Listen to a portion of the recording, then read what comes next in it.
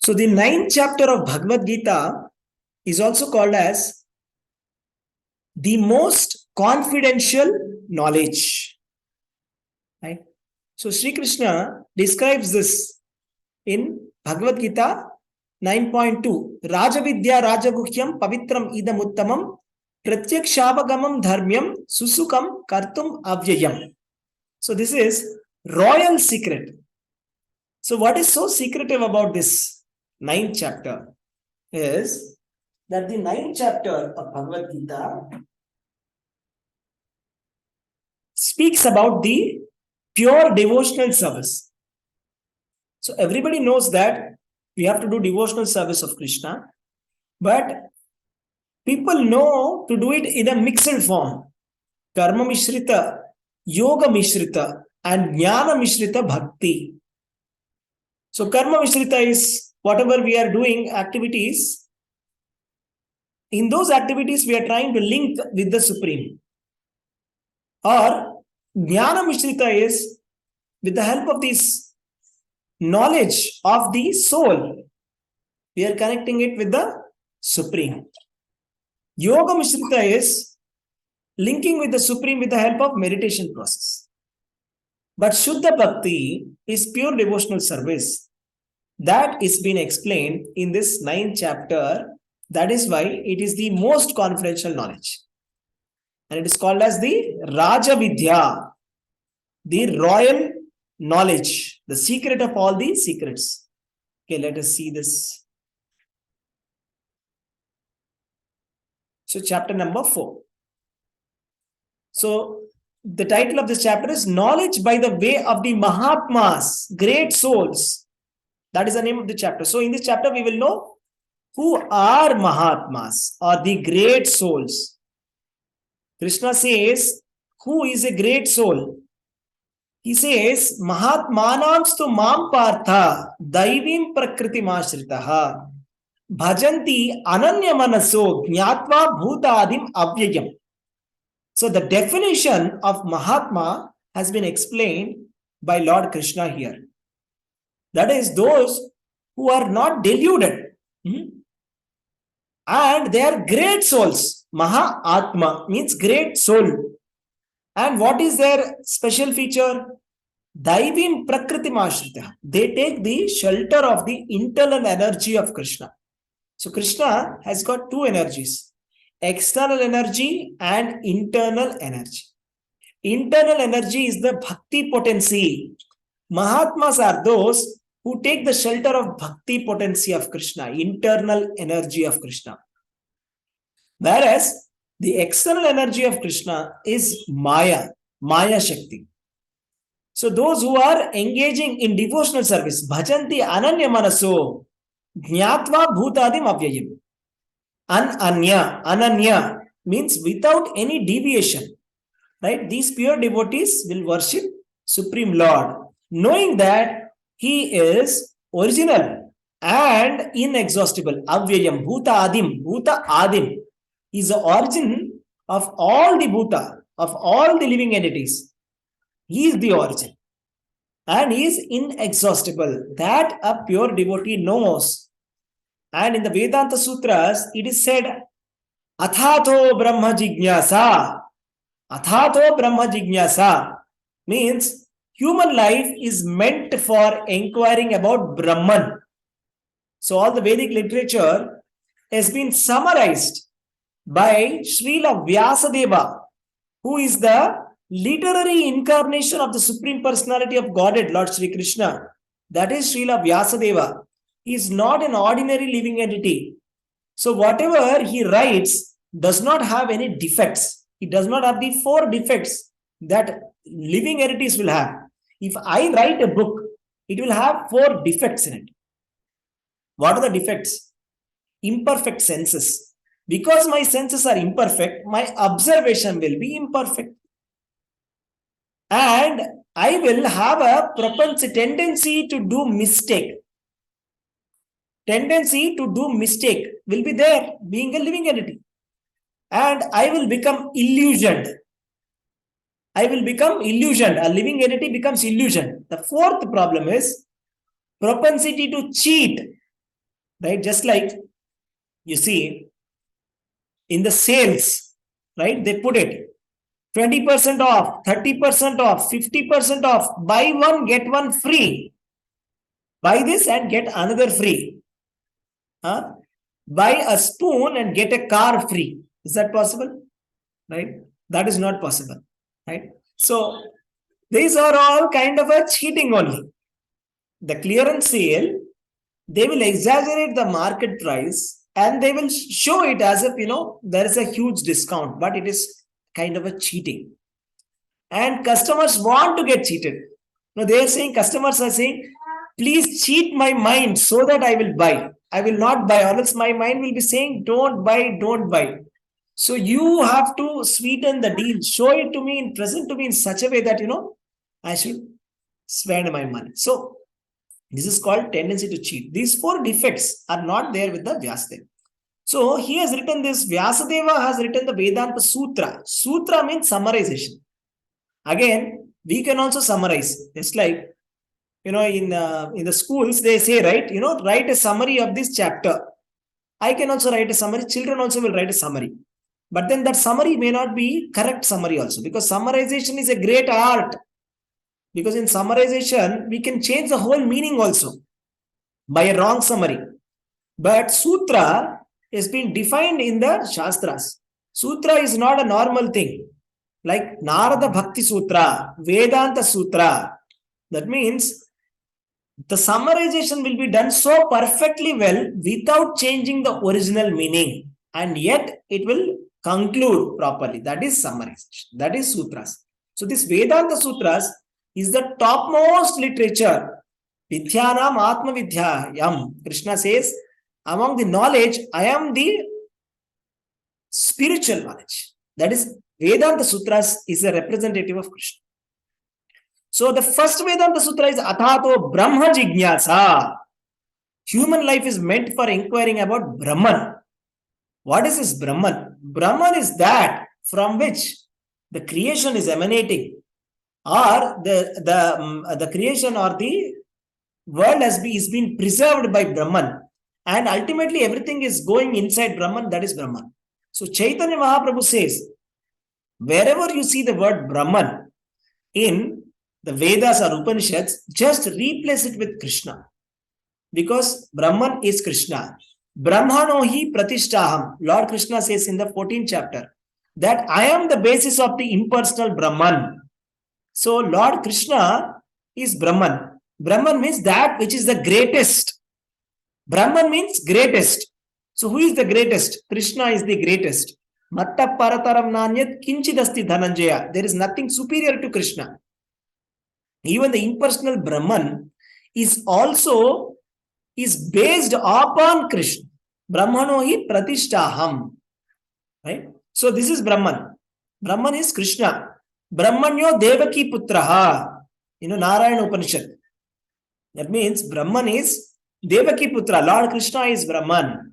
Right? So generally, living entities are concerned about only 4 animalistic problems: eating, mating, sleeping, and defending. Right? Just like the cats and dogs on the street. They are also eating. They are also sleeping in the night. They are also reproducing. And they are also defending. But this is a cat or that's a dog. But human beings are having a superior functionality than that of a cat or a dog. That is Athato Brahma Jignasa. Now that you have got the human form of life, inquire about Brahman, inquire about Krishna. Or another meaning of Brahman is spiritual. Right? Aham Brahmasmi. That is Atma. The soul is also spiritual. Spirit soul is spiritual. It is not matter. So we are trying to inquire about the spiritual subject matter. So the human form is not meant for struggling very hard to solve material problems. Right? Because a hog, stool eater also can solve the problems. Right? So there is a shloka in Bhagavata that says, Vid Bhujanhi. Vid Bhujani means, Vid means stool. Vid Bhujan means stool eater, hog. Just like a pig will eat stool and it will think that it's very tasty food. Like that. A hog also can, enjoy stool, and it is solving its problem. It also has so many, it has a family, it has multiple wives, multiple children. It is also maintaining a family. So we cannot be proud about these things. Or this is not the ultimate aim of life. That, I'm maintaining a family. That's not a great thing to do. While that is there, that's not the ultimate goal of human form of life. Right? That is like the secondary goal, not the primary goal. The primary goal is to inquire about Brahman, because animal cannot do athato Brahma Jignasa. Brahma Jignasa or inquiry about Brahman cannot be made by an animal. An animal cannot ask a question. The dog or a cat cannot come and say, bark and say, bow, bow, tell me what is this. No, dog cannot find. Dog will not be able to inquire, why am I suffering? Why am I here? Why am I here? He doesn't understand anything. But a human being can understand. So we have to find out. So the philosophers, scientists, yogis, everybody is trying to find out this ultimate truth in their own ways. The scientists are finding out through a materialistic path. That is Aroha Pantha. Aroha Pantha means bottom up. They are trying to start with some observations, generalize it, and trying to come to a conclusion. So we don't know when they will come to a conclusion also. Whereas the Gyanis and the Yogis, at least they are taking the Avaroha Pantha, they are taking the authority, but they are not completely ready to accept also. The Vedas are ready to say, Bhagavad Gita, Krishna is saying clearly, I am the Supreme Personality of Godhead. But the Yogis and Jnanis, they are not ready to accept it. They are not ready to accept it. Therefore, they want to find it out themselves. So, Krishna is giving option for them also. Okay, if you want to find out, you can find out by meditation process. You can find out by meditation process, or you can find out by mental speculation. You speculate and then find out, right? So that is also another way of finding out. So the scientists are taking the materialistic path, right? So they don't believe, the scientists, they do not believe in something called as karma. There is no philosophy or any scientific paper that says there is something called karma. They don't believe in karma. They don't believe in spirit soul. According to them, life is nothing but a combination of chemicals. They do not believe in life. At least formally on paper, they do not believe. Even though it is so obvious, even a child understands the difference between a dead body and a living body. The scientists, since they do not have an explanation, they want to materialistically, in the terms of chemicals, they want to find out what is spirit. That is, there is matter, there is spirit. There is life and there is dead matter. So their analysis is the analysis of the dead matter. So they try to use the knowledge of the dead matter to analyze the living being. So that is impossible. Living is different. Spirit soul is different. Dead matter is different.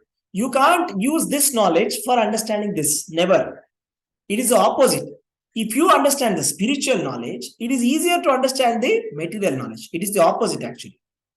But they stick to only material knowledge because they deny the spirit soul, and they're trying to understand everything, but they fail to understand everything. That is the problem with the scientists. The philosophers are trying to come up with different philosophies, right? So some kind of altruistic philosophies they will come up with, and they also fail because ultimately they are not able to figure out the entire big picture, that they are not able to understand. The yogis, they are trying meditation process. By meditation process also, to some extent, they are able to understand the Paramatma realization, but they are not able to completely understand the full truth. And the Jnanis, they are doing the process of neti, that is philosophical speculation, that they will reject everything. Just like I will take this, whatever is in front of me on my desk. I'll just look at the wooden desk. Then I will think, is this Brahman? This wooden, is this Brahman? No, this is not Brahman. Then I will look at my laptop. Is this Brahman? No, this is not Brahman. Like that, they will go analyze, and we don't know when they are going to come to a conclusion. Krishna says, Bahunam Janmanam Ante. It may take many lifetimes. Bahunam Janmanam Ante. Jnanam Prapachite. Ultimately, they will realize, okay, Krishna is the Supreme Personality of Godhead. Now let me surrender to Him after many lifetimes. So that is the position of the Jnanis. The Yogis, they are meditating upon the Super Soul. And Aneka Janma Samsiddhim. Krishna says in Bhagavad Gita 6th chapter, that is after many, many lifetimes, they are able to realize or they are able to attain the spiritual perfection after many, many lifetimes. If they are arranging the time of death and place of death properly, and they are able to go back to Godhead, only then. That is the position of the yogis, right? After many, many lifetimes. So the bhaktas or the devotees, they are simply accepting the authority. Krishna is saying, I am the Supreme Personality of Godhead. I don't waste a moment in research. I accept as it is. Krishna is saying, I accept. My Guru has said, and I will accept. Just like how a small child has gone to a school. The teacher is telling, A for apple. And the child will stand up and say, no. Why not? A for apricot. And the whole class is gone because of this debate. And the boy or the child will never learn A, B, C, D, E, F. And there's a lot of loss of time. If I simply accept A for apple, then I can learn up to Z. That is Krishna consciousness. We accept the authority, we accept Guru and Krishna as it is. And therefore, bhaktas, they proceed at a rapid rate. Their spiritual progress is Sulabha, Tasyaham Sulabha Partha. Nityayuktasya Yoginaha. Krishna says in the 8.14 that for the pure devotees, Krishna is very easy to find. Right? Because they are accepting as it is. Just like how Arjuna is accepting. Krishna is saying, Arjuna is accepting. Without any envy, he is accepting as it is. So therefore, he is progressing immediately towards liberation. So, how does a Mahatma work? That is the next sloka. Satatam kirtayanto mam yatantascha dhrudavrataha namasyantascha mam bhaktya nityayukta upasat. So, now that a person has been designated as Mahatma, Mahatma is not a rubber stamp that, a great philosopher or a nice poet will give a name, rubber stamp, Mahatma, he is a, no, this is not a rubber stamp that we can put. Mahatma is a title given by Krishna to the pure devotees, right? So that we have to understand, that is the original meaning of Mahatma. And the duty of Mahatma is Satatam Kirtayanto Mam. What are the Mahatmas doing? Mahatmas are not engaged in any kind of politics. Mahatmas are engaged in pure devotional service. With great devotional service, they are perpetually worshipping Krishna with devotion. Just like all the Acharyas, Srila Prabhupada and all the Acharyas, they are always worshipping Krishna with great faith. That is called a Mahatma. And this is called as Bhakti Yoga. And here it is said, Avajananti Mamuda Manushim Tanumashritam Parambhavam Ajananto Mama Bhuta Maheshwaram. Actually, only fools will deride Krishna. That when he has taken a human form, we see a lot of people raise objection. Krishna has taken a human form. He is a human being. He is just like me. I have got two hands. Krishna has two hands. I have got two legs. Krishna has got two legs.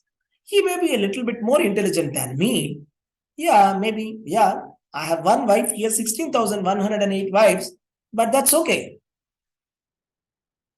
Krishna is saying that is foolishness. Avajananti mam mudha. Mudha means fool. A fool thinks that, they derived Krishna. Excuse me. So, because Parambhavam Ajananto Mama Bhuta Maheshwaram, because they do not know the transcendental nature of Krishna. They do not know that Krishna is the Bhuta Maheshwaram. That is, he is the Supreme Personality of Godhead. Parambhavam Ajananto. They do not know. That's why they foolishly, they criticize Krishna. Okay, they are like, they're really completely foolish. Okay, so they are not very intelligent people. So Krishna was present on this earth, he was born. So people were not able to recognize him. Krishna can come in front of you, but will you be able to recognize Krishna? That is the point. Parambhavam Ajananto. If you do not know the Krishna Tattva, then you may not be able to recognize Krishna. To know Krishna, you have to understand it through the Guru Parampara. You have to first understand who is Krishna. Then you can recognize who is Krishna is or yes or no. It's like Unless you know what is gold, if I bring real gold in front of you, how will you distinguish? Let us say that you do not know what is the difference between a precious stone and a normal glittering stone. I can easily cheat you. I can bring a glittering stone and say this is precious stone. You will say yes, it is glittering nicely. You need training to differentiate between the real diamond and an artificial diamond. Similarly, to know who is Krishna, you have to learn from Krishna Bhagavad Gita, from the Acharyas. Then you will be able to know who is Krishna. Then you will be able to recognize Krishna if he comes in front of us. So the Vedic authority has accepted Krishna as the Supreme Personality of Godhead. Right? So there is so much of evidence in the Vedas that Krishna is the Supreme Personality of Godhead. Right? So how do we understand or see God? We cannot see God with our eyes. We have to train our seeing power, hearing power, all these. They are blunt senses. They cannot recognize Krishna. So the Krishna consciousness movement is for training these senses by chanting Hare Krishna Mahamantra. And the Mudas or the atheistic people or the non-believers of Krishna, the abhaktas, the non-devotees, what happens to them? Can they also get liberated? That may be a question. I do not accept Krishna as the Supreme Personality of Godhead. I still can get liberated because I have so many other ways to get liberated. If somebody thinks so, Krishna says, no, it's not possible.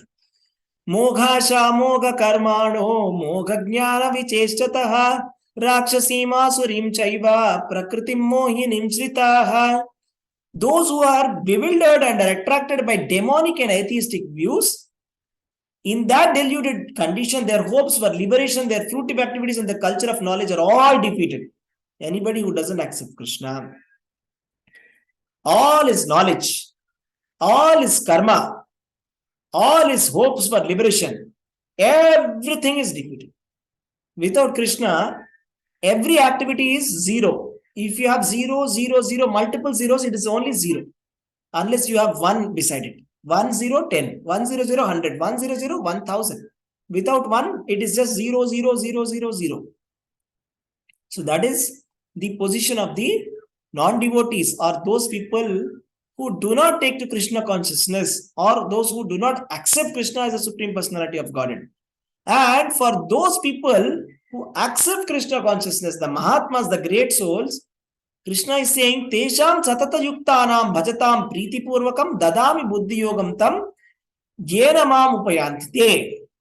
Those who are constantly devoted to serving Krishna, with love, I give understanding by which they can come to me. Krishna gives understanding to those people who are surrendering to Krishna. So there are two types of people. Vishnu Bhakta Bhavet Daiva Asuram Viparyataha. There is a devotee and there is a non-devotee.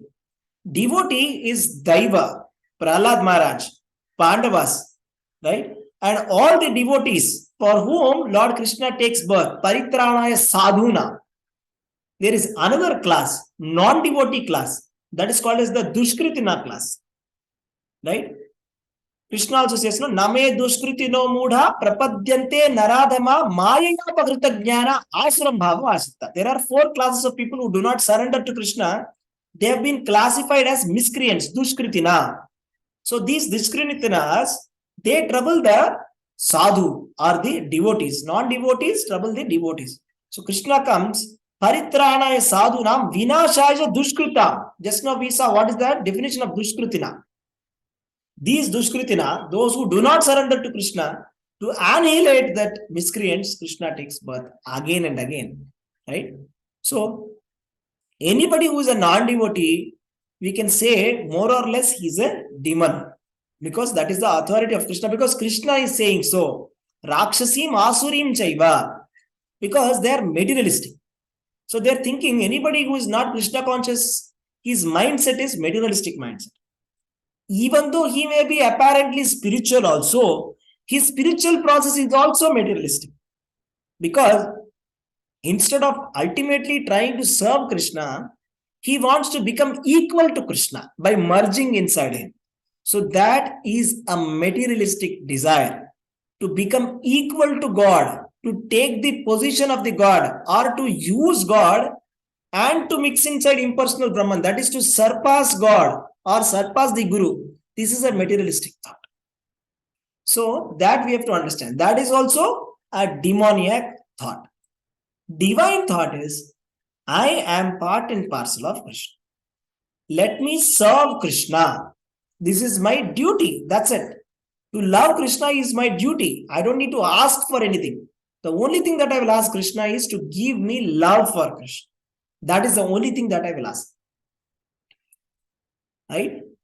It may take many, many lifetimes also. It doesn't matter for me. Whether I am sent to hell or heaven, it does not matter. There is a nice shloka in the Mukunda Mala Stotra.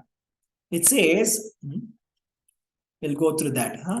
It says, Diviva Bhuviva Mamastu Vaso Narakeva Narakantaka Prakamam Avadhirata Sharadara Vindau Charanaute Marane Pichintayami. That is, O Lord, killer of the demon Naraka, let me reside either in the realm of the demigods or in the world of human beings or in hell, as you please. I pray only that at the point of death I may remember your lotus feet, whose beauty defies the lotus growing in the Sharat season. This is the vision of a pure devotee. Doesn't matter if I go to heaven or hell or remain here. All I want is, I want to always remember your lotus feet, especially at the time of dying. That's all. That's all I want to ask. Right? So, but the Rakshasas, who are the opposite class, they are prepared to sacrifice everything to satisfy their whimsical desires. So, to satisfy these Rakshasas and to maintain the Rakshasas only, Krishna has given various different kinds of worship. Okay, or different kinds of the aradhana he has given, different kinds of procedures he has given for those people who are not able to surrender to Krishna. So, here there is a clear contrast between Mahatma and Asura, or the non-devotee and a devotee comparison has been made. So, Mahatma is one who takes shelter of the superior energy of Krishna, who takes the shelter of Bhakti of Krishna, right? So, by serving these great Mahatmas, I will get realization. So, the process is serve the Mahatmas. This is the process. This is the process of the Vedas. Find out and serve the Mahatmas. Mahat Sevaya. Only by Mahat Sevaya we can get liberated. We can get Bhakti. Right? To understand that Aham Brahmasmi, it is possible only by serving the pure devotees. Right? And our identity is to realize that Aham Brahmasmi, I am Brahman or I am spirit soul. And it doesn't mean that I have to sit down and meditate now. I am Brahman. I realize that I am Brahman and now I have nothing to do. No, that's not what it means. It means I do not have any material activities to do, but I have my spiritual duty. My spiritual activity, eternal activity, even after liberation also, is to serve the Supreme Personality of Godhead with love. That I will be doing, right? This is called as the pure devotional service. This process is the Kirtana. Satatam Kirtayanto Mam. Kirtana. So some people say that whatever Krishna is not speaking in Bhagavad Gita, it is impersonal form that is speaking. If it is impersonal form that is speaking, then why does Krishna say, Satatam Kirtayanto Mam? Can you do Kirtana of an impersonal vacuum? Can I glorify and sing about vacuum? Is that possible? That is crazy, right? That's not a correct proposition. So, Krishna Kirtana, right? This is the important process. Shravana and Kirtana. After Shravana, hearing, you do Kirtana, chanting. That is Hare Krishna, Krishna Krishna, Hare Hare, Hare Rama, Rama Rama, Hare Hare. We are chanting the names of Krishna. This is the process given by Chaitanya Mahaprabhu, right? Shravanam and Kirtanam. These are the two most important forms. Shravanam and Kirtanam among the 9 devotional services. So Shravanam and Kirtanam go hand in hand. The more we hear, the more we want to chant, right? And this parampara has to be taken from disciplic succession, from the spiritual master. That is why the Vedas are called as Shruti. This is called as Shruti parampara. Shruti means hearing. We do not, directly jump without any spiritual master. No. We are going through the process. Through the spiritual master, we are hearing this, right? Whatever we are reading is written by Srila Prabhupada. His commentary we are hearing, right? So we are hearing this attentively, right? That is how we can understand Krishna, right? That is how we will understand. So similarly, Arjuna also, he was not reading Upanishad and Vedanta literatures. That you have to mind. Arjuna was only simply hearing. Simply by hearing, he understood the perfect knowledge. He is not reading any kind of big literature and doing mental speculation. And he is not manufacturing something new. This is also a modern conception. Let me read and try to start my own ism. This ism, that ism. This is all modern nonsense. Evam parampara praptam imam rajarshayo vidhu. Krishna says, in the parampara system, I have given this knowledge. First, I have given to the sun god. Right? Sun god gave it to Manu. Right? From the Manu to Ikshvaku. Like that, it has been passed on. But it has got lost in the disciplic succession. Right? So simply by hearing from the authoritative sources, right, from the representatives of Krishna, in humble submission, we can understand Krishna. Right? Arjuna was given this Bhagavad Gita because Bhaktosime Saka Cheti. Krishna says in Bhagavad Gita that the qualification of Arjuna is Bhakta, Saka. He is a friend of Krishna. He is a devotee of Krishna. Bhaktyamam abhijanati. We can understand Krishna only through bhakti. But if anybody thinks that I am God, this is another kind of philosophy which is very, very popular, which says that I am God. I have realized God. You are also God. You have not realized, I have realized. Therefore, you come and worship me until you also realize that you are God. This is actually rubbish philosophy. There is no such thing in Bhagavad Gita. Krishna never said a statement like that Arjuna, you and I are the same. Or never did Krishna say to Arjuna that you are Krishna. This is all rubbish philosophy. Right? So this is the self-realization process. If somebody is saying, I am God, such a person cannot be a representative of Krishna because he has distorted the philosophy of Bhagavad Gita to fit his philosophy. It is their philosophy. It is not Krishna's philosophy. Krishna has never said that in Bhagavad Gita anywhere. So, if somebody is trying to represent that I am God and teaching Bhagavad Gita, we should not hear from them. Because only a fool would accept another fool as God. We are all minute living entities.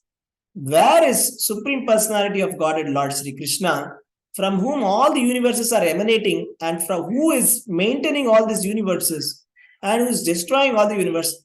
And where are we, living entities, who are struggling to maintain our family, who are struggling to fight against the Maya of Krishna? It is a very, very foolish and a completely rubbish thought. Nobody can equal to Big Krishna. Right? Even Lord Brahma or Lord Shiva or all the Devatas are all subservient to Krishna. They pay respectful obeisances to Krishna. Right? Instead of trying to become Krishna, we should try to serve Krishna. Try to become the servant of God. Right? Anybody who says that I am the servant of God, he is the bona fide representative. Not a person who says I am Krishna. Such a person, Srila Prabhupada says, we should kick such a person. First of all, if somebody says I am Krishna, first Prabhupada says kick him on his face actually. Because that is a rubbish kind of a proposition to say that I am God.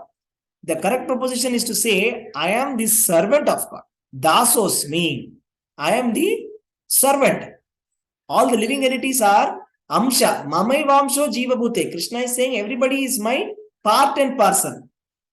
So being as minute part and parcel, we are affected by karma, we are affected by Maya, we are affected by Kala. But Krishna is not affected by Maya, nor by karma, nor by Kala or the eternal time. So this is the way in which the Mahatmas receive the most confidential knowledge. Similarly, we must receive this knowledge from the disciplic succession, starting from Arjuna. Arjuna is also an Acharya. Right? Some people have a question. Arjuna and Vyasdev. Who is Acharya? Is Arjuna also an Acharya? Yes, Arjuna is also an Acharya. even though he doesn't have formally a disciplic succession, whatever he has heard has been documented by Vyasadeva. Therefore, we are in the parampara of Arjuna only. Whatever Arjuna has heard, Vyasadeva has documented, and we are taking that knowledge. Arjuna has asked questions on behalf of us. Therefore, Arjuna is our Acharya. So, this is the conclusion of the chapter number 4. We'll do the chapter number 5 in the next class. Anybody has any questions, you can ask. Hare Krishna.